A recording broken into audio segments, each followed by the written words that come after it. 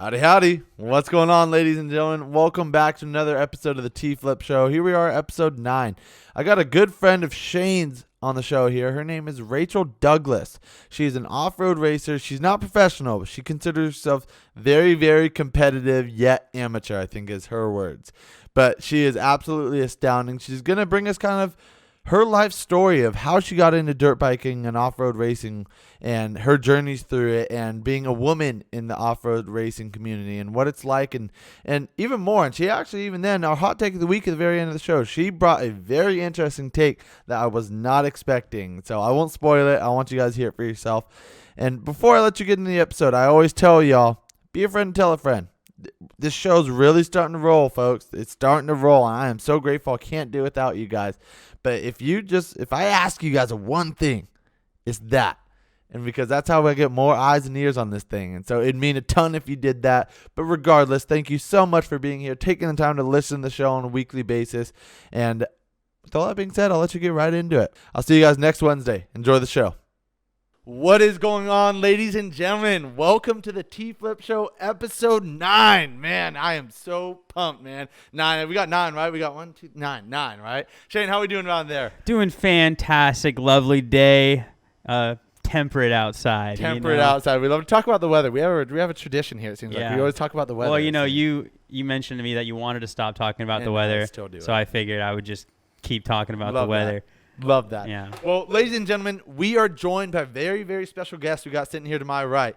This is none other than Rachel Douglas, off-road racer. I'm so excited to have you here, Rachel. How you doing? I'm doing great. I'm so excited to be here. I was honored when Shane asked me. Yeah, I was so pumped. You know, I'm all about variety, and Shane told me about you. You know that you're a dirt bike racer, and I know Shane does that. You know, but we haven't had anyone on the show. I know.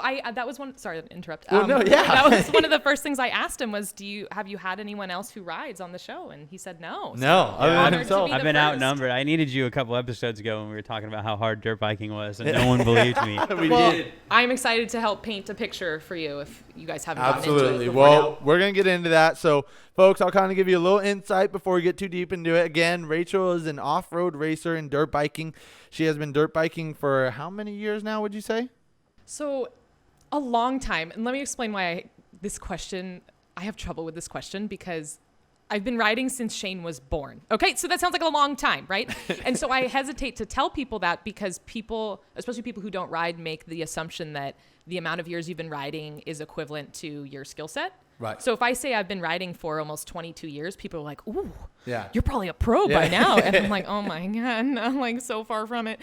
So I have trouble because people don't know the context behind those 22 years, right? Like there was 5 or 6 of those years where I didn't ride at all. There was a lot of sporadic riding. There was a lot of not racing. There was a lot of just putting around with my sister and my dad. Sure. And so, I think I started in 99. So in the grand scheme of things, 22 years. But it sounds like there's a lot of in-between bookmarks that we will be getting into, I'm sure, as this episode unfolds.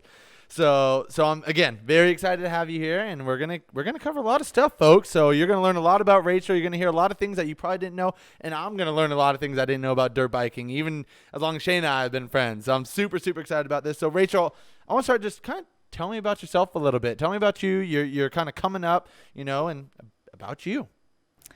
So I grew up in Palo Alto, and I grew up a pretty normal life, other than the fact that instead of like going to soccer games on weekends, well, I guess we kind of did that too, but, we did some normal stuff, but then, we rode dirt bikes, and in Palo Alto, it's just not that common. So for most of my life, even now, I sometimes have to remember to explain to people that I am talking about an off-road motorcycle, not a bicycle. Because when you say I ride dirt bikes, I'm sure you get this too. People think you're talking about bicycles.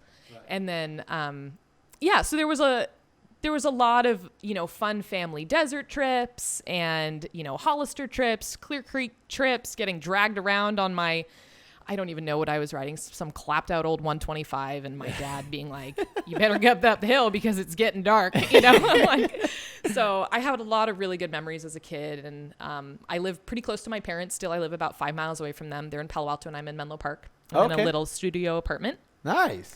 And so my life was good. And my life is good. I don't have any complaints. Yeah. I've been very lucky to be able to do the things that I've done. And, I went to college. I went to UC Davis, had a major a major change. It's a weird sentence, but major change. a big major change when I was halfway through. I went in as a math major, which some people don't know. I want no part of that. I hate math. I'm out. Yeah, I'm out. A lot of people didn't understand it, and I didn't really either. I didn't have a direction on it. And then halfway through, math like broke my heart into a million pieces, and I realized that I needed to go in a different direction. So I became a communication major. And so shout out. That's me right there. I'm all with that. With that, yeah. So anyways, sorry, continue. Yeah, so that was great. Loved college. Didn't ride at all while I was there. My sister will tell you otherwise. She'll remind me every time of the Virginia City Grand Prix that I did in 2007, where she beat me because I like barely had been riding, and like I think I did a lap and took like an hour pit stop. I was just over it. This was your sister, you said? My sister, of course, she's got to remind you of your... she always reminds reminds me. She ever raced. Oh, so that's a whole nother thing. My sister has raced the last 2 weekends for the first time in her life since 2007 Virginia City GP, and she's hooked. She wants to go to the West Hare Scrambles in Oregon in 2 weeks. She's on it. Like my beautiful, wonderful, sweet little sis who has always ridden and never raced is now she's caught the bug, and it's the coolest thing. Awesome. Shout out to her. Shout out to Sissy. Yeah. Yeah, chasing it. Yeah. So you mentioned to me, we kind of chatted a little bit, and you said that you're kind of off the beaten path when it comes to pets. We're talking about you and kind of personal things, and so you're off the beaten path of pets. It's not a dog, not a cat. What do you got? What are your pets? I have birds, and some people might not think that that's weird, but some people do. And I get really funny questions when I tell people I have birds. So I have 3 ringneck doves, which are not native to this area, but the closest relative would be the mourning dove, which most people hear outside their window with that sweet little cooing sound. Yep. And they have their little brown birds, little speckles on their back. And they're so cute. Yep, right there. Yeah, that's pretty good. That was pretty good, actually. Yeah. So I have birds that have slightly different markings than mourning doves, but essentially make the same sound, are the same size, and are so much cuter, in my opinion. And so I have 3 of those at home, and they all have different quirky little personalities. And then I have a little parakeet who is probably like, a quarter of an ounce, right? This is like a tiny little being, like can't even press in a key on the keyboard she walks across my keyboard, but has more personality than all 3 combined. That's funny. So yeah, I know that there are weirder pets to have, but it's not too out there. You hear some weird it's not too pets, out there. But it's I have 4 birds. Yes, I was going to say, so I'm a bird mom, but Shane is a bird dad. So exactly. Shane understands. I got some dinosaur birds. I got 4 chickens at home. Yeah. So that's funny that you say that, because sometimes I look at my doves and I'm like, you are a little velociraptor. Yeah. Look at the way you walk. Especially their legs and their claws and stuff. Yeah, just the way they kind of, when they get all worked up. It sounds like your birds have like personality and brains. My wouldn't go that far, but they're my birds definitely have personalities, but zero brain. Zero. Like common sense, not there. I swear they walk towards danger half the time. It's like a baby. You got to fight to keep them alive. There's a reason why there's a joke why the chicken crossed the road, right? Yeah, that type of thing. There's no reason why it crossed the road. Right. It was just bored and wandering. Yeah, well, bird brain is a real term, right? For sure. Exactly. Yeah. So what are each bird's name? I want to hear that. So I have the parakeet's name is Grizzly, and then I have Peanut, one of the doves, George. And then I have Princess, and she has gone through a couple different names, because when I was given Princess, I was told that she was a boy, and I was told her name was George. I was like, I already have a dove named George. How do I have 2 doves named George? So I couldn't believe it. What are the odds of having a dove named George and then being given a second dove named George? Right?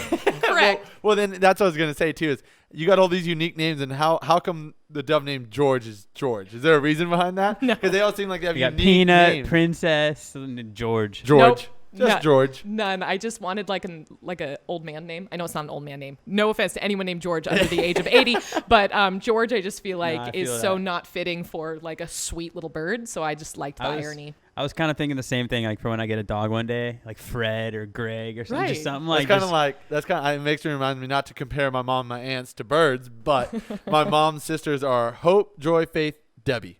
You got Hope, Joy, Faith, Debbie. Yeah, exactly. Yeah. That's just shout out to Debbie. Right? Shout out Debbie. Right. Yeah. Great. There's a lot of promise. Yeah. And they just gave up. It's Debbie.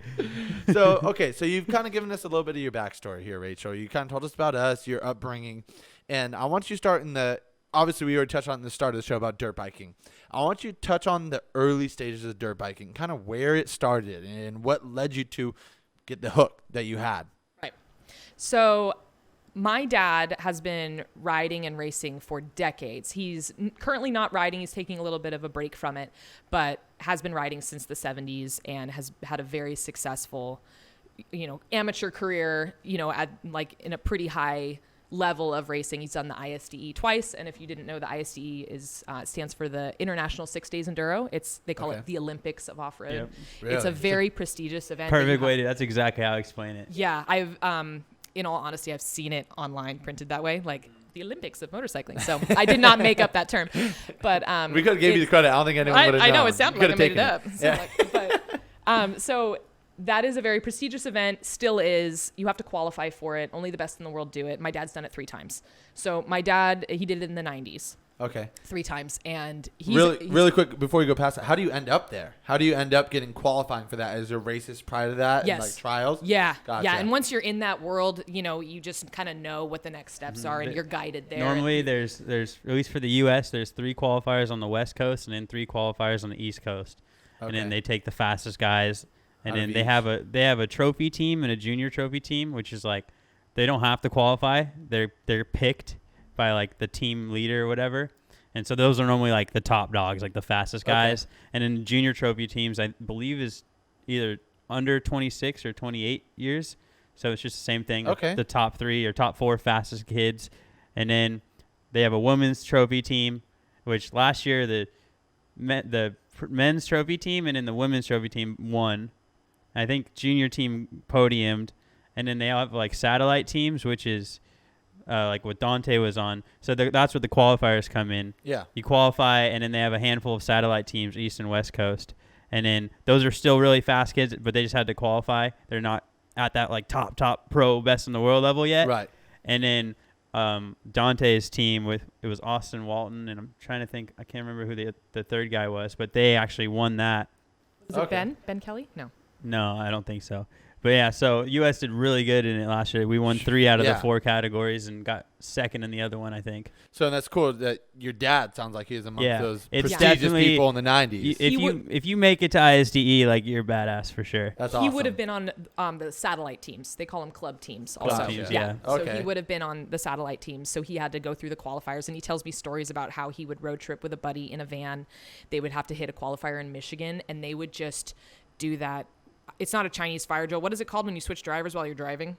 He would do that. He's told me about that. I'm the last person to ask where about you're just on cruise control. I've done it a few times on some road trips. The van or truck is on cruise control, and you switch drivers real quick so that you do not have to stop unless absolutely necessary. And so they would road trip out there, race, road trip back, and never stop. It was just gnarly, but he was so into it. He still is. He's my number one sponsor now and my number one supporter. And it sounds like, you already beat me to one of my questions. It sounds like he's one of your biggest inspirations. Yes, he is. Sounds like at a young age. So you're. I interrupted you, but you're going on the track saying that your dad being a part of the '90s, part of that. So tell me more. So he was your inspiration.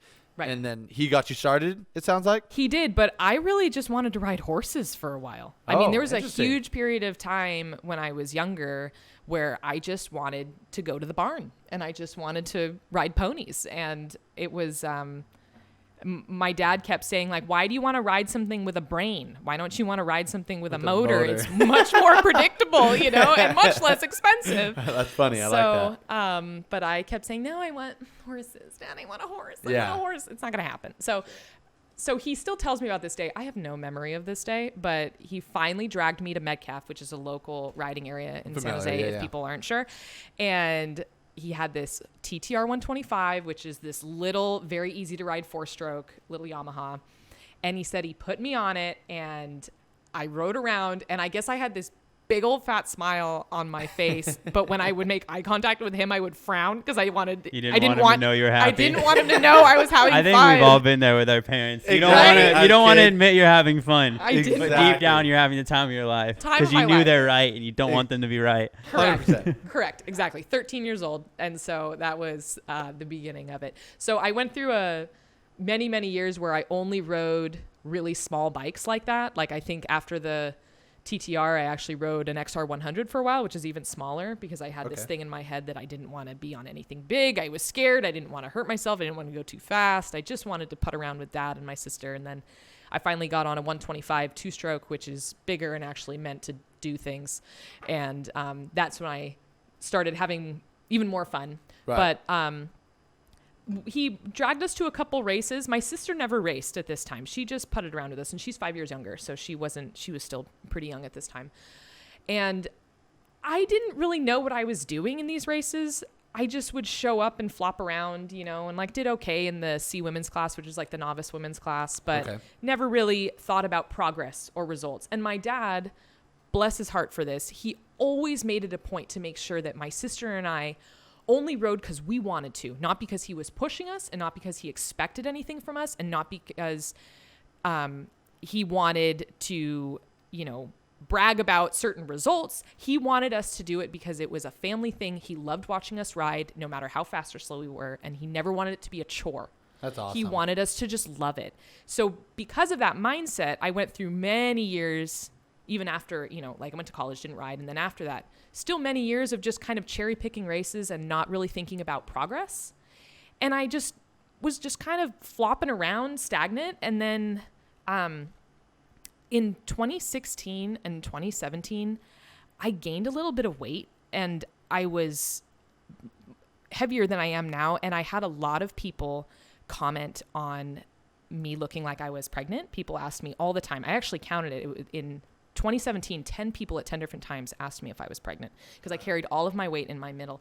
And not only was my self-esteem in the toilet at that time, but the races that I was doing, since I was just not in shape and I didn't have a fitness program, didn't have any focus on goals or progress, it just compounded with my crappy results. And I was getting lapped by the leader of my class. I was getting last place. I couldn't even finish a lap without getting debilitating arm cramps that I would have to pull over and wait to go away because I had no control of the bike when I was riding. It was a safety issue at that point. Wow. And so at the end of 2017, I realized like I have to make a change. Right. Like this is crazy. And so I got on a fitness program. I lost the weight. I set goals about, okay, I want to work my way up through the B class because I was in the B class at that time. Okay. Don't know why. I should have been in the C class still, but I was in the B class getting last place, holding up the caboose. And I was like, I want to make it through the B class. And my ultimate goal at that time, my like bucket list before I die goal was to become an A rider. That was like the only thing I wanted. And I had I made all of these tiny little incremental goals and I did it. That's and awesome. so that was only within the last 3 years. So of the 22 years I've been riding, I flopped around for 18 of them. If that makes sense. I mean, at the end of the day, it sounds like, I think about on a personal level how I could raise like school, it's not a pun intended. It's not a race, Right. At the end of the day is you're in there, you're getting it done. You're making something happen. You set a goal, you achieved it, and you Right. are achieving it currently. It sounds like, and Yeah. which is awesome. Yeah, to hear that. I can't believe it. I mean, at this point, I had someone recently ask me, I think it was Dustin actually, who asked me, well, what are your goals now? You hit that. Because I was just moved to the A class in January. It's been a wake-up call. We'll talk about that. But I'm struggling to find the next incremental goals. I have a couple little ones, but I just never thought I would get this far. Yeah. And I can't believe it, honestly. It's an honor to be in that class and to get my butt kicked weekend after weekend. That's Sure. what's been happening so far. Sure. And You haven't been getting your butt kicked within your class. Sometimes it's been a mixed bag of results. So All right. So before, I can already almost feel it coming. Is that Shane is already recognizing, knowing what you've been doing in your class, and so Shane's always been a really big supporter for me, and I freaking love him for it because he's always, whether I was larger, getting last, or doing well, Always Shane's been always supporting you. treated me the same, and I love that. I love that, Shane. You don't know, but I had the opportunity when we were chatting on the phone. I think the quote you use is that he's always been in your corner. Yes. Which is so cool to reference that. That Yeah. you've known him since he was a kid. And Yeah. here you are, so many years later, you're still in that same realm together. And so I want you guys can each share your piece on it, is how you guys kind of found that connection through dirt biking and what this friendship has become. And how you guys support each other. Talk about that. Either one of you could start on that. When did we meet? I think you were 13. 13? I think it was I at feel a like I might have Piglet, been younger than that. maybe 12. Okay. It might have been because I was thinking about this, and I have a memory of coming into the Hollister Low Ranch parking lot where we were parked for the piglet, and I met your dad, and he said, oh, my son Shane is around here, and you were so quiet. You were riding your bicycle around. You were so little with your sweet little cheeks. And I was like, how old is this kid? He's a baby. So maybe 12. Yeah. I know. Does that make sense that it would have been 10 years ago? I started riding when I was 9, and then like Alex Wagner kind of forced me and my dad to be part of the timekeepers. Yeah, so maybe I was like 11 or 12 or something like that. I was definitely young. I was probably on my Honda 100 maybe at the time. Maybe, yeah. Yeah.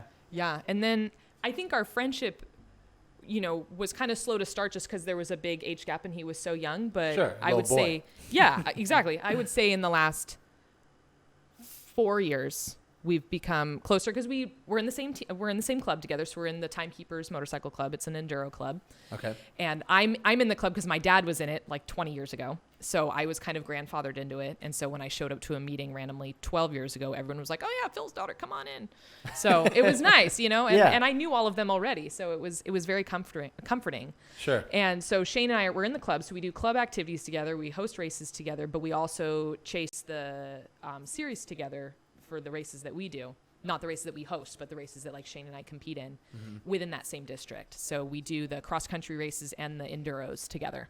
Gotcha. And so just going to a lot of these events together over the years has made us pals. It's probably the enduros that really brought us together because the cross country is far more popular than the enduros. So it's a Correct. smaller, tight group, and especially Yes. with the club, we're out there for the weekend. We're all camping together and whatever, and you're just talking shit around the campfire and stuff like that. And we both have pretty big personalities.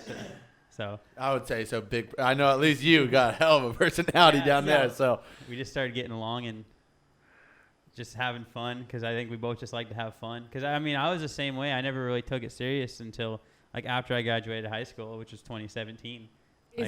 When is that in relation to when you broke your foot? I broke my leg in 2016.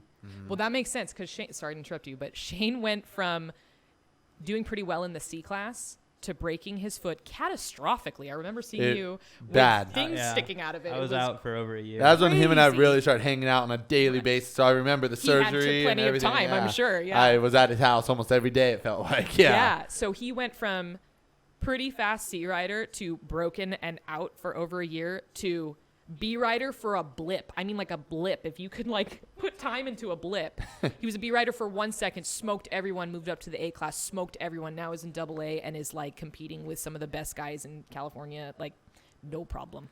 And he doesn't even ride half the time. He just rides his bicycle. And I'm not just saying just rides his bicycle. I know that conditioning is amazing, but he doesn't have a lot of dirt bike seat time these days, and he still comes out and smokes everybody. It's awesome. It's incredible seeing the support you guys have for each other. I could really feel the Like, I wish I dynamic could do between that. I don't ride for 2 weeks. I don't even remember how to kickstart. I'm like a mess. And I not everyone, if for any of our listeners who've never even touched a dirt bike, I have gotten on a dirt bike all of one time. He took me out. He goes, no, come on, let's go out. I want to get you on a bike and ride, and I was terrified. Not only it was fun, don't get me wrong, I was definitely smiling, but I have a whole lot of respect for the control of the bike and the speed and everything that you guys can do, because getting on it, and as soon as I start getting, I can start getting on the throttle a little bit. Well, then I got to come into this turn, it's a whole different story. So I was, compared to Shane when we got there, I had fun again, but I was putting around. I basically just straight line putting, maybe touch the throttle for a little bit and let off.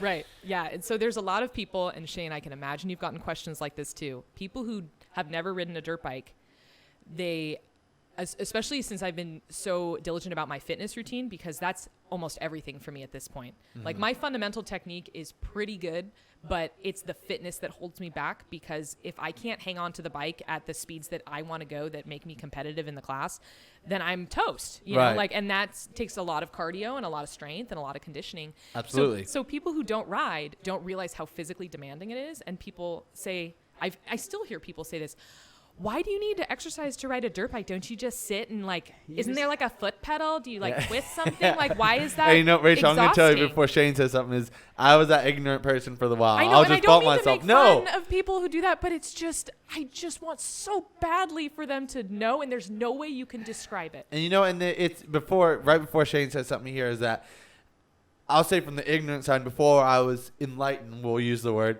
is that I didn't realize there was a lot more of a physical aspect to it. Like, yeah, okay, you got to lean, you got to turn, you got to hold on, whatever.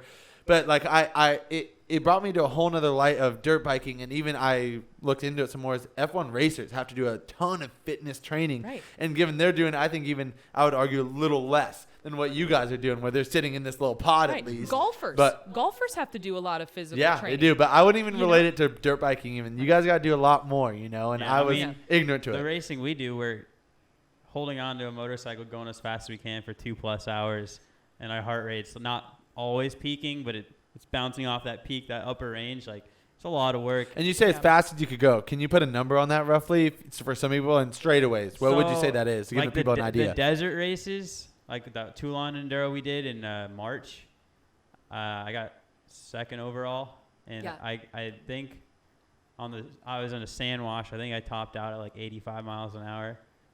And that just shows, and I'm sure maybe not 80 miles per hour, but you could relate and understand Right. too. Is like it's because that's your realm, that's your second nature. Yeah. It's all you know. In a way, it sounds it gets like. to a Right. point where like I'm so confident in my ability to control the bike. And granted, things happen, and like that's the scary thing. Like when you're desert racing going that fast, there's just a rock you don't see or whatever. Next thing you know, you're going over the bars at that speed. But like I'm just like confident in my ability and the bike's ability to like just maneuver itself, and that's how I'm so just comfortable with it. So, and I think that's a perfect way to segue into this. A question I want to ask you, Rachel, is that you're talking about the dangers of dirt bike racing. It's a dangerous sport. It's very dangerous. You put a lot of risk for a high reward, right?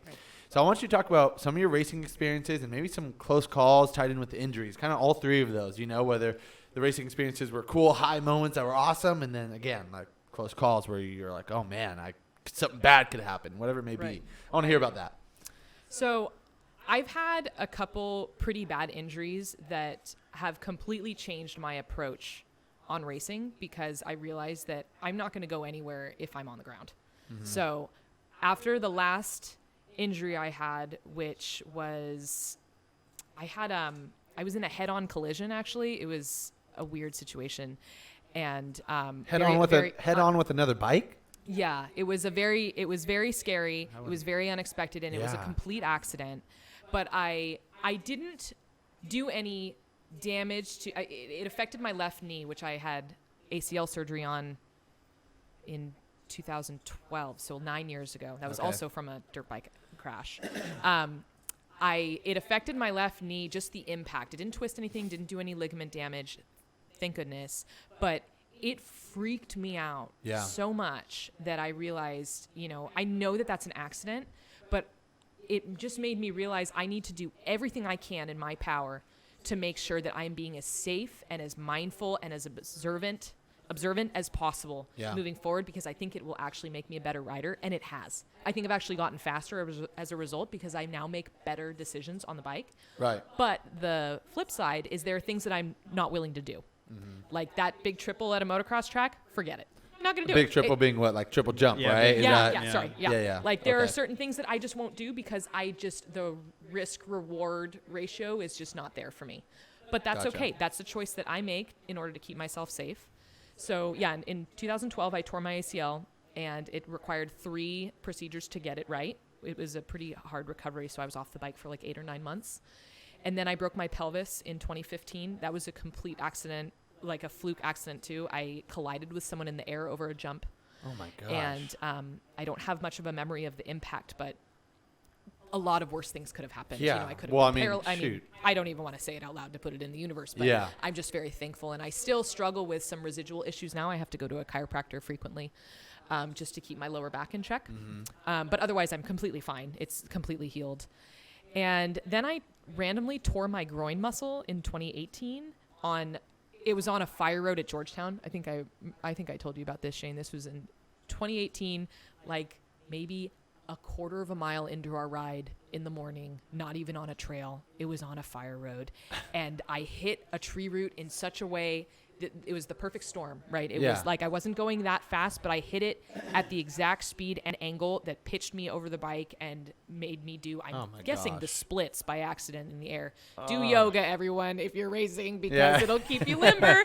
I need to start doing it because I think about it every time I ride. And that no longer gives me issues either. That has made a full recovery also, but Good. I couldn't walk for about a month. I can only imagine. I mean, Yeah. I literally, I just went and played football for the first time in like years, and my groin's just tight right now. Right, Didn't right. even tear it. Yeah. So I can imagine not being able to walk, tearing the muscle. Yeah. So I have made a lot of decisions since then to just improve my likelihood of staying upright. And now it's almost like a game that I play with myself. Mm-hmm. How well can I do and how far can I progress while riding completely or like as much in control as possible without exceeding my comfort level? Like I'm really willing to ride on the edge, but on the correct side of the edge, if that makes sense. Yeah, 100%. So it's a game. How well can I do while not riding like an idiot? Right. You want to push the Because limits. I have ridden like an idiot in the past at being careless. Right. And I think some of it could have been prevented. Some of them can't. Right. Like I have another example that just happened about 2 months ago at Burroughs Ranch on the starting line with 3 other girls. In the first turn was about 100 yards away, and it was this right hand, 90-degree right hand turn in this very silty corner. Oh, Bear Mountain? Burroughs. Oh, yeah, okay. Yeah. So the races that we do, this is a cross country race, and it's a dead engine start. So there's 4 girls on the line, dead engine start. They wave a flag. You start your bike and you go. And I have been getting pretty good starts recently, knock on wood, because as soon as I say that, my bike's never going to start again. But I have been getting pretty good starts. So naturally, I'm on the line with 3 girls, and I am like amped because I'm always all spun out on the start. That's something that I'm working on, is trying to calm down, because sometimes I cramp up just looking at the bike, like on the Yeah. start, I'm just a mess already. So I'm amped up and I get a good start and I'm in front, and then I'm coming in way too hot to this first corner. I know it already. I'm going to blow this corner. So I have to slow down a ton, and I push wide, and all 3 girls are on my inside, and the girl closest to me and I connect, and somehow my right boot gets stuck. I still don't know, Tyler, how this happened. My right boot gets stuck in between her tire and her swing arm. And we both go down in this dog pile. And since we're connected, we can't get up. And so spectators are running over to help us. There's this whole dust. It probably looked like in the cartoon, like this whole like dust cloud. You right. can't see what's happening, and then it clears and there's a pile. And so I see a spectator, and I make this split-second decision. I see a spectator get ready to yank this girl's bike off me, and I know my foot is in this weird position and no one else knows it. And Right. It's this split second. I don't even have time to say, careful of my leg. Yeah. But I made a split-second decision to relax my foot completely and hope that when they yanked the bike up, that my boot would go with it, Yeah. so that I wouldn't break my ankle. Right. And that's exactly what happened. My Oh brand my new Garnet gosh. boots that it was like my 5th ride. These are stiff, tight boots. I don't know how my foot came out of it, but it slid out like it was all buttered up, and then I just sat there like a goober with like one boot on, and Yeah. like some random guy trying to yank my boot out of her bike, and she's on her bike ready to go, looking back, Waiting for the boot. waiting for the boot to come out of her bike so she can go, and I'm just sitting there with one boot staring. I mean, it was such a weird situation, but could have been a broken ankle, Yeah. could have been a broken tib fib, Ugh. could have been awful. She could have gotten hurt Yeah. too. I'm so thankful that she's not hurt. With sports, And it was a complete accident. right. Oh yeah. Like, totally. how did my foot get in there? What are the odds, right? I keep my feet on the pegs. I try. I but- know. Yeah. I think about sports injuries, and I think about from the football aspect, and people like my mom cringe when she sees, anyone get tackled. She's like, oh, don't get Yeah. hurt, Yeah. Yeah. And to me, it's like, oh, whatever, it just happened, Right. You saying this, I'm cringing like the whole time I you telling know, me. I I'm know, like, it's oh, man. And probably Shane's like, oh, yeah, it happens, whatever, Yeah, know. it could be worse. You know. Sounds like you guys, between the two of you, have seen some crazy, crazy things, to say the Yeah. least, and I feel like that's just tip of the iceberg, Totally. the tip of the iceberg. And so tell me about some of the racing experiences, maybe like the high notes. Have you gotten any big wins or anything like that? Tell me a little bit about that. So I want to talk about Bear Mountain, one of my favorite. That's probably been my best race this year so far. Okay. There were 4 girls in the class, and this was a unique case. It was the first race that they did this, where they had an A women's purse. So there was actually money on the line for the top 3 girls that finished. They Oh, split wow. $1,000 between the 3 top finishers. How neat is that? How neat is that? They've never done that for a non-pro class. Yeah. So what they did in order to stack the field a little more is they removed the AA women's class, and they made it just the A class, so that if any AA women showed up, they would be clumped into A. Just to make the competition stiffer, because Right. there are so many fewer AA women. Yeah, it was more of like just like an overall women's class. Like an overall women's class. Okay, yeah. gotcha. So So I'm in this class with my two usual suspects in the A class, and then we had a pro lady show up, and I mean, we all knew that she was gonna win, so we're all battling for second place, right? Sure. And I ended up getting second, which was amazing because these other two girls that are in my class, we've become pals over the years, and we've ridden together, you know, like on off-season weekends, and they're wonderful, you know, and like we all push each other, and I know that there are days where either one of them will kick my butt. So it was an honor to end up being close to them, let alone in front of them, because it doesn't happen very often, and I don't think it's happened since. Well, maybe. Well, I'm not sure, but it doesn't matter. It's an honor to be racing with any of those girls. And on my last lap, I knew that I was in second, but I didn't know how far behind I was. And two things happened. First highlight was Shane lapped me. And the reason why I love that is because Shane and I have talked about this, where as soon as I moved up to the A class, that meant that there are going to be some races where my class is lumped in with his class. They don't always put the A women with all of the A sportsmen, but sometimes they do. And in this particular case, they did. And I've always joked with Shane, like, Shane, if you lap me, give me a scream, give me a holler, like, give me a shout when you pass me. Every single race, I always scream at the top of my lungs. And me too, because up until now, we've been able to spectate each other's races because we're not in the same race, because I was in the B class. And I always scream at him when he goes by. And I know he hears me. And I always hear him when he was to scream at me. So in this race, this was the first time that he lapped me. And and not only did he scream at me, which I loved, but he did it. And I'm going to try and paint this picture for you, Tyler. Please. He did it on this corner that was like a flat corner. It wasn't really flat because it was full of braking bumps, stutter bumps, square edges, like horrible corner. Shane is flat track drifting around it, like pitched sideways, like so much roost, screaming at me.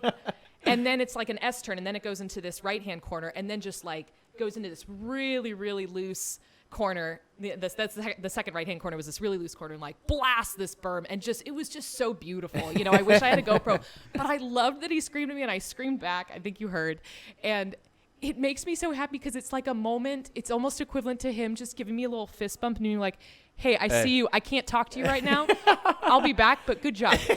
I'm just going to give you a little, and then I'm going to keep going. And so that connection made my day. And because I've had like I know a couple other guys in the AA or even A class who have lapped me before, who give me a little like, hey, Rachel, you know, a little shout.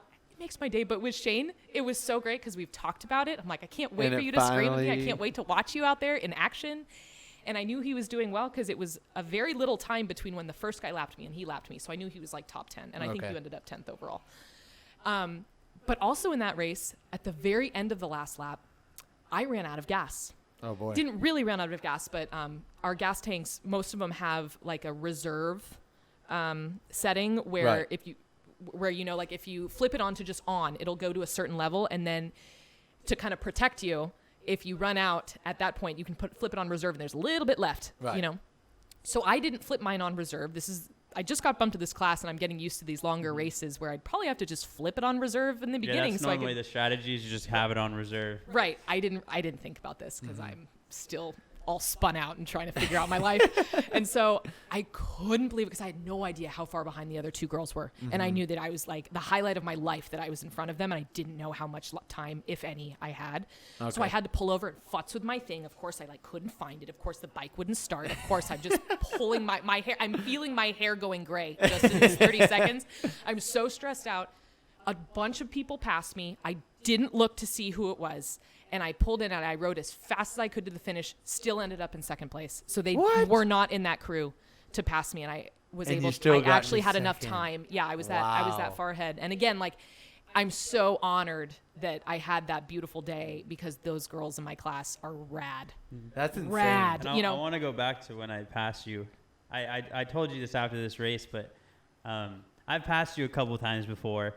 Back, like, especially like when we were in the B class together and stuff. And then I think this might have been like the second time or third time you A class, but like comparing this time to like the times before, normally I see Rachel, I'm like, oh, there she is. And then like I catch you pretty quick and then, you know, we scream at each other and then carry on. Yeah, but I love the scream. I saw her and I was like, cool. Like I'm going to, you know, figure out what I'm going to say, which is normally just like Rachel at the top of my lungs.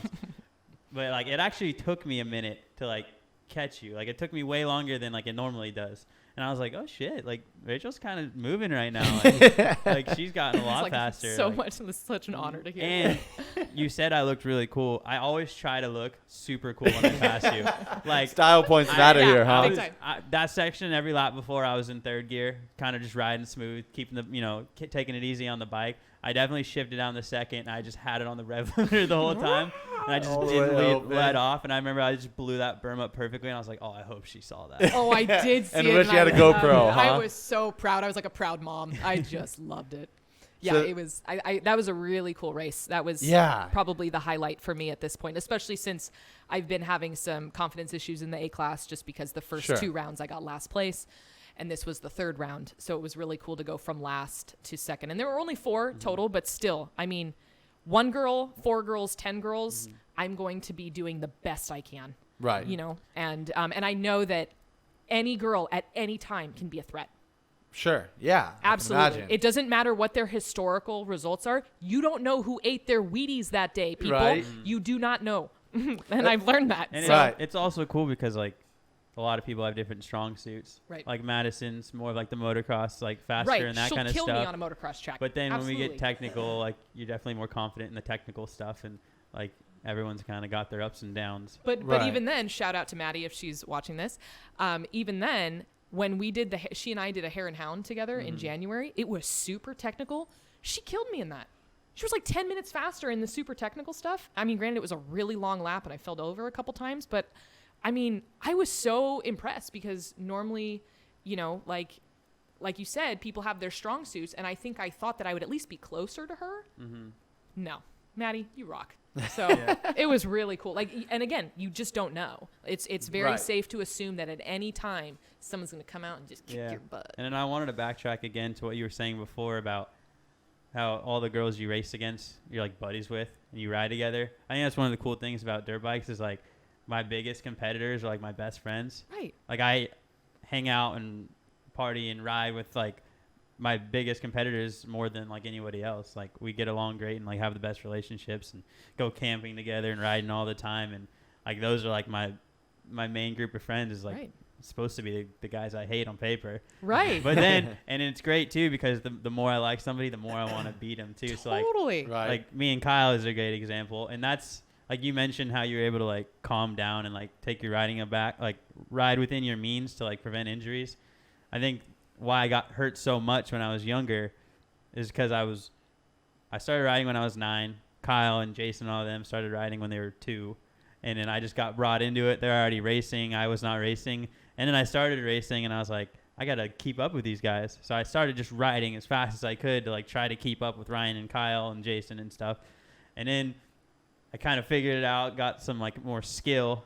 And then after like my leg injury is like my big one. I was out for a year, didn't walk for 8 months. And I was like, okay, I need to like figure this out. Yeah. And then, I mean, I had the little collarbone slip up, but that was just a freak accident. Right. It's been 5 years since I got hurt. Yeah. But just like growing up with Kyle was like huge. I mean, we're like the same speed. Like it's kind of a toss up on who wins nowadays. Like it's pretty fun. And they have 2 totally different styles. Really? If you In were what to way? walk- So kind of Completely tell me different. about the styles in dirt biking. It sounds like there's styles. I don't know. So I'll give you my interpretation, then you can counter me or agree or disagree. But Shane is like the send it Sally, right? Like Not just surprised. like I don't care what's in my way. I'm gonna be pinned and I'm gonna look sick going over whatever this is, and I'm gonna probably roost you in the meantime. And I might hit a couple rocks, but I'm gonna like go through it faster than all of you. Sounds just And like Kyle, him. And Kyle is extremely calculated and So very mindful. calculated. Never wants to have like anything touch his bike. So his bike, even with a zillion hours on any bike he's ever had, it looks perfect. They look perfect. There's like Pristine. no nicks, no scratches. He doesn't drop it. He never falls. He's super calculated. So he will pick a totally different line than Shane and be pretty close to the same speed. That's and it's a interesting. toss up on any given section who will be able to negotiate it quicker. I would never think that'd be like a factor in racing. I feel like it's like fastest line there, but There's it's a 2 lot of different strategy. lines. Yeah, It's Kyle's like the interesting. European guys. Like if you watch a video, like if you say like someone filmed me and Kyle doing like the same section, again, if you're like who's faster, you're gonna say me every time because Kyle just looks slower, but we're going the same exact speed. Yeah. because That's he's just so interesting. much like like Kyle's always a gear higher than I am. Like he likes to ride in the low RPMs. I'm at the high RPMs. Just two completely different riding styles. But it, like we'll be. I mean, a lot of the races like now I think the high speed stuff I've got him on for sure. Like the desert stuff. I'm just kind of more willing to let it hang out. But he might eat his Wheaties one day. Yeah, but you never know. Eat his Wheaties. Gotta watch out. But like even like besides the desert stuff, which I think is just a little different, but like you take like all the district, like the enduros and stuff, like hopefully I can get back into racing this year. Like it's always down to like seconds. And like I'm sure it's in the back of his head too, but like I'm racing and I'm like, all right, I know Kyle probably cleaned that section better than I do. It's like it's now on the straightaway. I just got to hang it out like one more second because I know he probably let go of the throttle over there. But yeah, I mean, it's always like, it's just cool to like see who can win. Yeah, and the nice thing about them being buddies and riding together all the time, it's just this constant effort to like run each other over metaphorically. You know, metaphorically, like, sure.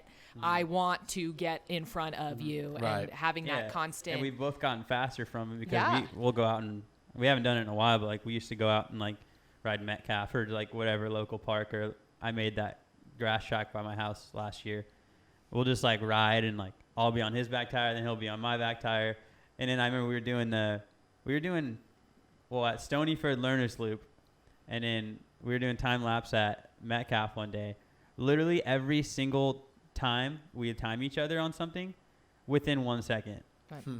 Like I think what's really cool is I never would have thought with dirt biking is that it's like a chess match. It sounds like in a way it's like a chess match. Yeah, sections. There's a lot. There's actually more strategy than you would think. And truthfully, I'll tell you right now, is I wouldn't have known that. Right. You know, it seems like it's just like who can go faster. Like for example, that's I thought. It's as simple as that. At the same race we were talking about earlier, Bros Ranch, Anthony Ferrante and I, literally after like 2.5 hours of racing, tied. There was 0 seconds of separation between the two of us, and he got off to that better start because Justin and I got held up by that lady, and I was eventually able to track him down, and pretty much for like an hour plus I was just on his back tire just waiting for him to make a mistake because it was very hard to pass. As wide as it was so dusty, and we got into lapped riders really quick, so it was just super hard to make passes. And he's also fast enough to where in order to pass him at your current speed, at both of your current speeds, it would be like a death trap. Yeah, like in the dust and stuff. Like you have to wait to capitalize on a mistake. There were straightaways where I walked the entire course, so I knew they were safe. Like it's super wide, no big rocks or bumps, but like he's going 50 miles an hour. I'm going 50 miles an hour, but I literally cannot see 2 feet in front of me. Right. I've seen some of your GoPro footage. So what we did. He passed me. I remember now where you passed me there. He passed me down a downhill at like 100 miles an hour. I was like, oh my Shane. And I didn't shout at you at the time because I didn't know it was you. Yeah, I screamed at you. I heard you scream, and then afterwards I'm like, oh my God, that was Shane. But you passed me so fast on another line. So like the strategy thing of it was, first of all, like it's a lot easier. Obviously the dust makes it difficult, but it is a lot easier like mentally to follow. Yes. Right. And so like I'm following Ferrante, like I don't know if I'm faster than him that day or not, because like it's just easier because I get to see his lines and his mistakes and like kind of like quickly make a different line or whatever, and just there's just less pressure on me because if I fall I can always get back up and catch him, but if he falls now I have the lead and now he's got to like get me back. So I was just kind of waiting for him to make a mistake and he never did. So this was a longer race, so we had to pit for gas, and normally I pit on like lap 4 or whatever, but I actually pit a lap early. They pulled me off, pit my gas, and he kept going. So now he has a bigger lead, but now I don't have any dust because now he's gone ahead. So I have clear air. And so now I could ride as hard as I can. And I was able to catch up to him again, back on him. But now in the next lap, he's got to stop for gas. Right. So he's pulled over for gas, and now I have the lead. It's a trade, right. That is a strategy to sometimes pit earlier than later because you can't win the race in the first half. You know? But the last half might be down to the wire. That's interesting to hear that. I hate to repeat myself, but I'm learning so much here. Yeah, no, I'm glad we were able to describe it in such vivid detail for you. And I want to ask you, earlier, both of you guys mentioned about kind of who you're surrounded by in this racing community between the classes and stuff. And one thing I think about, a question I thought of and I want to compare to is between men and women in this sport. I think about basketball, for example, is that men's basketball on the professional level, for example, is always so much more glorified than women's, and underappreciated and usually discredited even so far. So I'm curious, hopefully not, but I'm curious as to, being a woman in this dirt biking community and racing and whatnot, do you see any of this where it's discredited, or is it an overall strong, healthy community? What is that like for you and your perspective? I think that it's getting bigger every year. There's a lot more women racers now than ever before, Definitely. I would say in the pro class too. And there is never going to be, I think, as much money or sponsorships or media coverage for women's classes as there is men. I don't know if that'll ever change. It would be amazing if it did.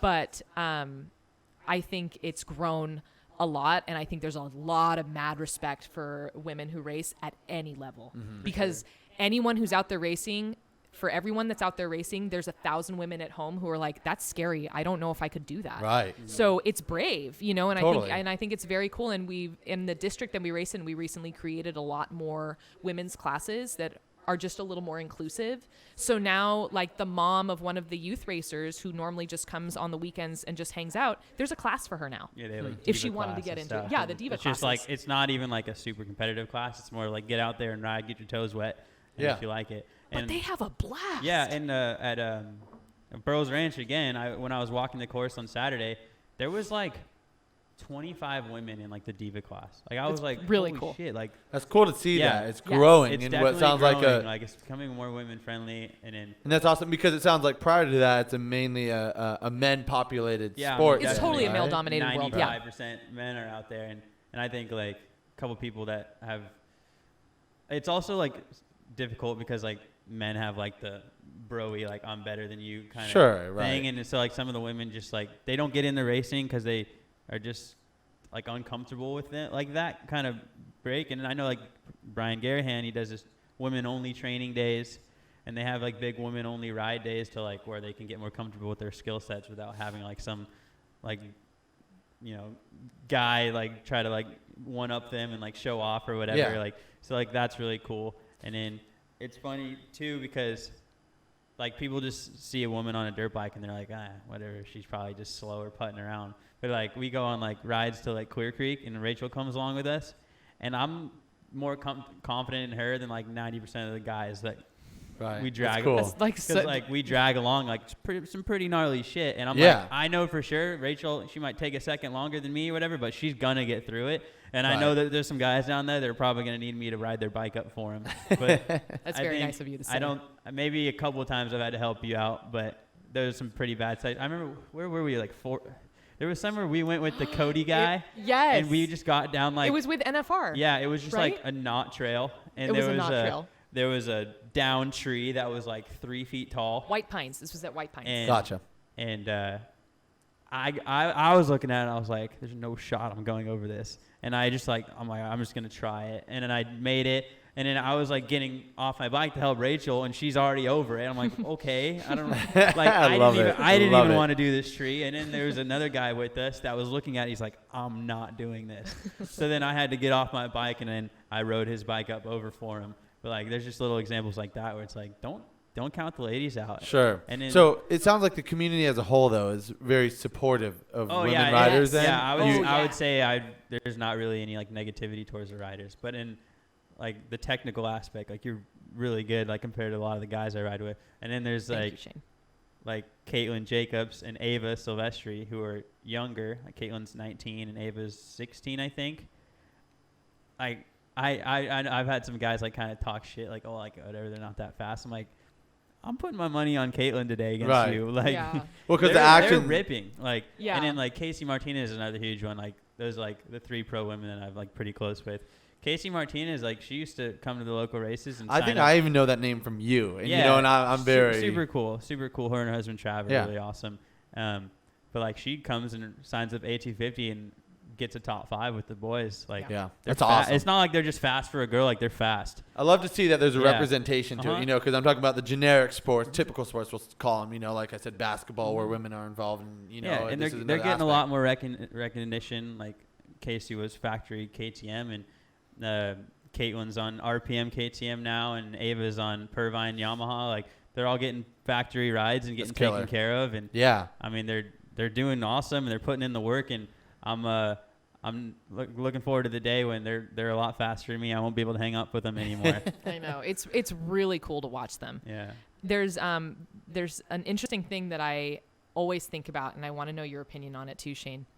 So in order for the women to kind of be in the spotlight, it's often clump the faster ladies with the novice men or the amateur men. And it's normally because the ladies in theory are faster than those guys, especially when you put pro ladies in there. And that gives them a time to shine, right? Because they're usually at the top. Maybe they overall the race. And sometimes I wonder, what if it was the norm to put gender aside and have A ladies race with A men, B ladies race with B men, you know? And right, put them all together. Would that, in theory, over time, cause the girls to kind of like rise to the occasion and be faster in general and be even more competitive with men in the equivalent? Yeah, I mean, I love think that. so. You're just saying take the gender thing out completely, Right. Like, And why can't I, as an A woman rider, line up on an A sportsman row? Not that I would want to, because I would be traction. I would be used for traction. But I'm just saying, over time, would the cultural expectation be such that women would be more comparable to men? Because there's a gap at this point. They and not just our series, but other series, they recognize women's class equivalent to a level down for the men's class. So A women are apparently supposedly comparable to B sportsman speed. B women are comparable to C sportsman speed. Double A women are comparable to A sportsman speed. That's how they categorize it, and that's how they clump classes in certain races. Okay. But why can't it just be assumed that all A's ride with A's? All Yeah. B's ride with B's? And would we be faster as a result after 100 years from now? I mean, you look right now. I mean, Tara Geiger, she would smoke me. She's really fast. Like, Oh, right. really Yeah. fast. Like right now in works, like she's a step ahead of everybody. Like she goes, she'll win the overall women's and then race like Pro 2 Lights, or which is, I guess, just Pro 250 now because they got rid of that class. But like when they had Pro 2 Lights, she would win Pro 2 Lights against the 125 kids and the 250F kids. But why aren't there more Tara Geigers? You know what I mean? Like, Yeah. yeah, she is an anomaly and she's amazing. And Yeah, she shreds. She's been a professional motocross, supercross, endurocross, I remember ISDE, participant. Dustin was telling me one forever. time in Arizona he was racing and she actually lapped him. I love that. I love that. Because Yeah. Dustin's a monster on a bike. Yeah. To think of anybody lapping him, let alone a woman. Yeah, it's cool. Insane. I think the women, like the fast women, are definitely getting faster. Yeah. And like before, there was really no representation of like the fast chicks, like especially in District 36. Like there was never really like an A class until like the three of you kind of made it in the last couple of years. Right. It's been a while at least, and Yeah, there's been many years where there weren't any A women who showed up. yeah. So it was Interesting. just not an A women's class Yeah. because no one participated. So it sounds like just a lack of representation before numbers. Maybe not even Yeah. representation, numbers, and it seems like that is growing, which is incredible. Yeah, and I think it's like Look at that. like the stuff that like Garahan does, and like they have those women ride days that get women like more interested into the sport and invested, like without like that fear of like having men around or whatever. Like it kind of makes them more comfortable, and they're like, okay, like now that I'm comfortable on the bike, let's go try to do a race. And so like it's definitely becoming a more like a friendly thing, and now I like to see it. I love it when all the girls are out there racing. It's cool to Yeah. see. And You love to see it. Well, I got to Yeah. make it out to one of your races sometime You because should. I have yet to even think to go to one of Shane's races. Yeah. I've been around him at practices where he's putting around. Well, not even putting Come around. watch but- Shane's race. I'm not impressive. Well, no, Shane I is sound impressive. I've heard a because- lot, and I got to see it. I got to see it with my own eyes. So, as we wrap things up here, we've learned a lot about you. We've blown through this hour really quick. I want to kind of just we get into our last segment here. We do this segment every week here on the show called the Hot Take of the Week, Rachel. Hot take of the week. Where so kind of just again off the beaten path. I said that earlier in the show about a different topic, but still something that is varying from other people. And so with doing this, we get to learn a little bit more about you in your own way too, what makes you unique. And so Rachel's actually going to get us started with the Hot Take of the Week here, folks. So Rachel, kind of tell us what your hot take is, if you will. I think my hot take at this point would be that social media. I don't have social media. None. Um, Zilch. I have Zero. like 20 little friends on Snapchat. Shane's one of them. And but otherwise I do not have Instagram. I do not have Facebook, and my life is better for it. So Really? unpopular opinion, no social media None. makes my life better, change my mind, Right. But So let me ask you why. How did you get to that point? Because did you have social media prior to the change? Did you have anything? I've never had Instagram, but I had Facebook up until 2013. And so what made you put down the hammer and say, that's it, I'm done? What got you there?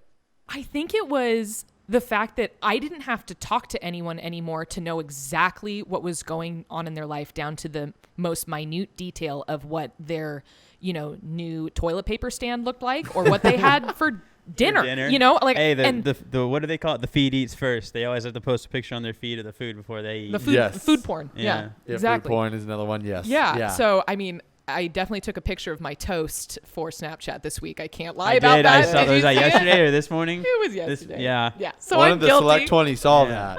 I'm guilty. But I realized that every time I had a couple incidents in a row, not really incidents, but occurrings where I talked to people that I was friends with on Facebook, and all they talked about was, oh, did you see my pictures on Facebook? I went on that vacation. Did you see those pictures that I posted? Oh, I just got engaged. Oh, yeah, I know. I saw you posted it on Facebook. Like, oh, I'm pregnant. I know you posted your ultrasound, like, as soon as you got it. I know. That's amazing. That's great. And so it kind of took away the mystery or excitement to talk to someone that you haven't talked to in a while on the phone or in person. It's like authenticity. Because I already knew everything going on. I'm like, God, my connections with people seem kind of lame right now, because I'm slowly realizing that we don't even have to chat. I already know. I already know what's going on. My news feed has given me everything I need to know. And now, as a result, we haven't talked in a year, but it doesn't matter, because I know everything that you're doing. And that made me sad. And I think it was because I naturally feel like I connect more with people through talking. Yeah. And I consider myself like a very introverted extrovert, I guess to say, because I really like my alone time. I live by myself. I've been living alone for 11 years. I have my studio apartment, and the thought of roommates again, is terrifying, and I love my little space. So I like my alone time, but I also crave the connections with people. Right. And I realize that if I get rid of Facebook, that means people need a reason to call me. Right. Oh, you got engaged, you're getting married, you are having a baby, you're having a housewarming party, you just got that job. Call me. Tell me about it. Right. Let's have a conversation about it, and let that lead to other things. Let that connection grow, and then maybe that will, who knows, lead to us talking maybe more often and reconnecting in general. And my life is so much better for it. And what I don't know is, it's like ignorant bliss, right? All of the social media drama that sometimes happens with people, like keyboard cowboys with comments, that sometimes people get into little rants about. Right. Sometimes people send me screenshots of it. It's really entertaining. It's entertaining. But the District 36 Facebook group but I'm so has glad some I'm good not- stuff sometimes. I've seen it, and I'm so glad I'm not on it, so I can't be tagged in any of these posts and have to participate in it. Or I can is again another reason to talk to someone and have someone fill me in on it, and then we have a conversation that maybe will lead to something else, and connect more and kind of replenish the friendship. Yeah, I definitely wish there was more phone calls. I think Rob is definitely Rob calls me, and we try to call each other at least once. He actually called me today. I forgot to call him back, but we talked yesterday. So, and then even Dustin and I Snapchat all the time, but every now and then we'll just call each other, and we end up being on the phone for 2 hours. I love it. Yeah. I think what's super intriguing is that, so I'll tell people right now, all of our listeners, is that while we talked on the phone and I asked, what's your hot take? We knew the topic, but I said, okay, stop. I don't want to hear why. I want it. And so out of all the things I could have guessed, I would not have guessed that it was that. When you hear people say that, they're cutting off social media, they usually do it because it's too toxic, or they don't want to get involved with politics because it's politics everywhere, or it's too addicting. You hear a lot of different things. Oh, that's another thing. Yeah. It's addicting, Yeah, right? That's a whole different realm, and I'm guilty of it, the addicting factor. Going down the rabbit hole, just scrolling Exactly. and clicking. For example, and scrolling. TikTok. I'll go to bed. Oh, I'm going to look at TikTok for maybe 10 minutes before I go to bed. Next thing you know, I've been on it for an hour. But then it's what also am I doing? on the fence. Sometimes I'm I don't really on Instagram. I don't really post anymore. I literally only post the race results for sponsors. But other than that, it's it's addicting. I don't need to be on it. But then there's just sometimes where I'm literally have nothing to do, and I'm I could at least kill some 20 minutes here and there. Here's my thing with social media though, is that in our day and age, while there's a lot of social media I know for personally I could cut off. TikTok, I don't need. It's entertaining. TikTok is just entertainment though. Exactly, right? But social media is such a tool in our generation, though, that if you use it right, it could benefit you so much. For example, with this show, that's where free advertisement. That's where I get all my advertisement. That's how I get eyes on it, because there's so many people on it in again today's day and age that you can get so much discoverability from it. But at the same time, it's almost like an evil. I think about alcohol. I'll reference alcohol. Hey, you can get a lot of good time from this. It's fun drinking it. You do too much, and, oh my God, I feel terrible, right? It's kind of like social media. I do It's want to be the balance. devil's advocate for your point of like, oh, now my friends have to call me or I have to call them to talk. But there's also like the friends that you don't talk to too often, where it's like that would really be your only avenue to talk to them, and like you would miss out on that. But like, right. I mean, those are Are they like, really a good friend then? yeah, I mean, they could just be like people like you went to high school with, and they were cool, and like you just want to keep in touch, and you do want to see if she's pregnant or if they are getting married, but you don't necessarily want to have that phone call. Right. That's where it is like nice to see that kind of stuff. But Totally. Which I totally understand, especially if you have international friends that you can't necessarily talk on the phone with easily. Right. And you want to keep up with their life. I totally get that. And especially grandmas who have grandchildren, across the country or something. And Facebook updates are, they live for those, Right. with baby pictures. That's one of a zillion examples. I totally understand the value in it, especially, a free platform for you to spread the word on this show. I love that. I personally don't have those kinds of needs in my life at this point, so I can totally get away with not having it. Absolutely. I think bring back phone calls.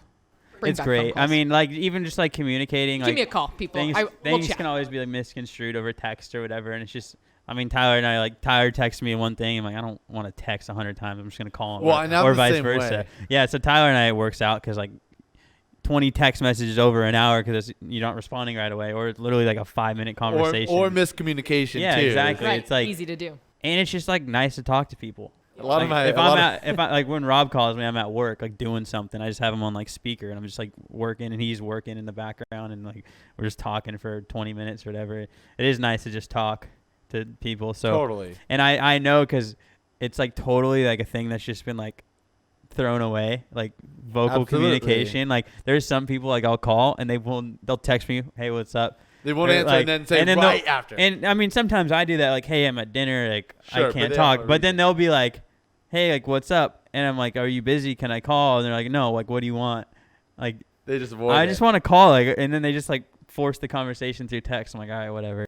For whatever reason, I mean, this is a thing, though, and I can't relate, so I don't know. I can't imagine, but there is phone call anxiety. That's the thing. Like, Some it's people like just social don't, anxiety. Yeah, like whatever. right? So to each his own, and I can't put myself in their shoes to know how that feels, so I could respect it. But, yeah, I think more so on the social media aspect, there's, like you said, rabbit hole in a way. It's like you could take that so many different ways of, like, the pros, the cons, how it affects our society, how we interact with each other.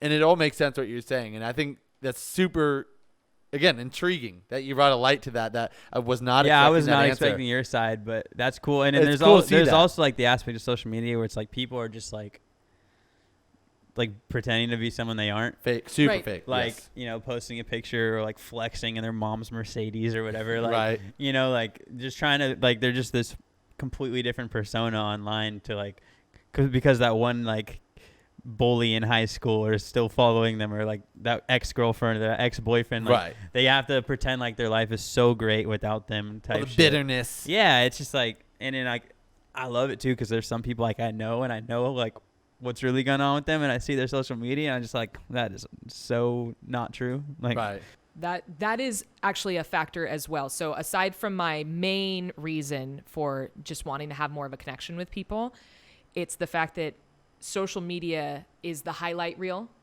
and it's very easy to compare your behind the scenes with their highlight reel, and then it's a very distorted comparison. And I also can't take credit for that way of phrasing it. Compared the highlight reel to your behind the scenes.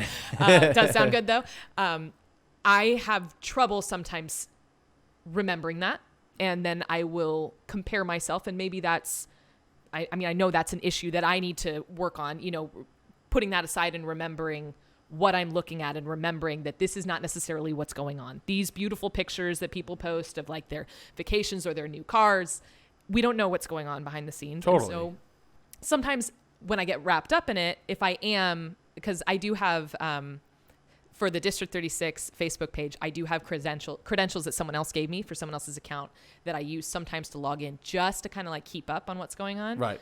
But that's more of like a job in a way because you are part of the board for districts like that. You have to kind of keep tabs on what everyone's saying and Right, one. but sometimes I click on things. Right. You know? Yeah. You can't- Sometimes I and that click on and that things. is like the bug of social media. Yeah, and I'm like, even District 36, a lot of it's just like shit posting. it is. Like some guy's just mad about some stupid reason, and everyone in the Yeah. comments is just like mad. I love watching Sean Rhodes get in the comments. Like it's just so much fun. It's just like old guys bickering. yeah, it's great times. It's pretty entertaining. I'll get in there sometimes, but Well, you know, that's probably got to be one of the most understandable, relatable hot takes I've ever heard on this show. yeah, I'm not I'm hot so- about I it love at it. all. I think there's a warm take. I might not delete my social media, but you know, I really agree. I kind of want to, but I don't. I won't. It's so I don't know. So, with all that being said, I think we're ready to wrap things up here, Rachel. You've been Time in, has flown. I told you. I mean, we talked about this before the show. It's like you always look. It's like, oh shit, we gotta wrap this up. We gotta go. But no, it's Super been an fast. absolute pleasure. I'm been so happy to meet you, and you brought so much knowledge to dirt biking to me, and I'm sure many of our listeners too. I hope so. I hope people enjoyed it, and I really, again, super appreciate you having me. Absolutely. It was And a good Shane time. asked me to be on here. Yeah. It was So, do you fun. want to close out with anything before we go? No, I mean, I'm glad you came, and I'm glad you got to represent the dirt bike world, but the women's dirt bike world, and Yeah. Totally. and you are like one of the most liked people on the planet. How can you not like her? I Like- met her No, like- an hour and 15 minutes Very Yeah. ago. Before we, I guess one more last highlight is like But she. so sweet. I've seen her, like we're at a race, and like not to be like the cool guy, but like sometimes I just have people that walk up to me and like, oh, like Shane, like whatever, like you race double well, A. you're at that point now. Yeah, but I'm like, I don't know who you are. I'm like, hey, what's up, dude? But like, I've seen her go up to people and like, oh my gosh, hi, like hugging people. I'm like, who's that? She's like, I don't know. Like she literally is just Yeah. like so nice to everybody. Like treats everyone like her son or something. Like I'm like, it's just like a bubble of joy. Love that. And Well, it just Very like sweet. carries the energy well. And I mean, I was like smiling most of this podcast, so I think love went it. It's very well. sweet. So Thank like you, just Shane. to wrap things up, I don't know. You don't have any social medias to shout out, but if there's anyone or anything to shout out. Is there anything you want to call out?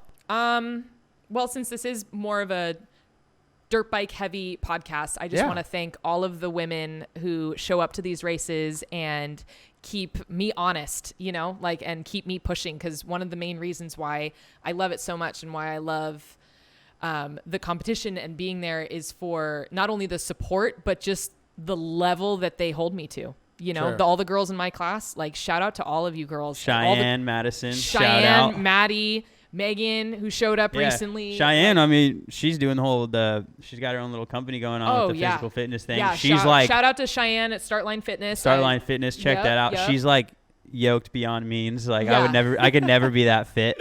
So shout out to all of the ladies who keep me motivated, and all of the ladies in the AA and pro classes who keep all of us motivated and also give us something to look up to, you know, and something to admire. Like all of you girls who race, anyone who swings a leg over a dirt bike, pro or not, is I think admirable, and I'm proud to be a part of it. Absolutely love it. You've got to be one of the most humble, selfless people we've had on the show. So That's very it's sweet. been an honor to have you on, and I'm Thank so happy you got so to much. meet you. And so, with that being said, we always like to tell people, if you enjoyed the show, be a friend and tell a friend, right? If you really liked what you heard, you know, and say, hey, you know, why don't you spread the word? Let them know about it and say, great episode with Rachel. She's badass chick. You got to hear it, pal. So, you know. She's smash bitches. Oh, we didn't talk about We that, didn't but talk that about was a that. good story. So with all Another that being time. said, folks, we're going to wrap things up. Thank you so much for being here as always. And hey, we'll see you next Wednesday. Hi, I always do this. Yeah, you love to point it out. So It's the, with that the being- We'll all do it weather with and the you. hand I know. clap. Exactly. So with that being said, folks, take care. We'll see you next Wednesday. Peace. Thank you.